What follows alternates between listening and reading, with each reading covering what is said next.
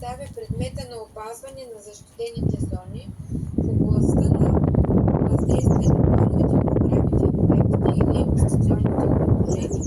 Слушаш ли?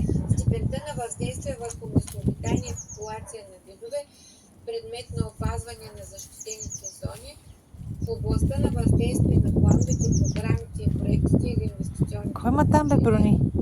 въздействие върху природозащитните цели и Дай, маме, целостта на гъбата. Дай гъбата. защитените зони. Къде гъбата, маме? След това възможни Ела на една пацка. възстановителни мерки, Пацка.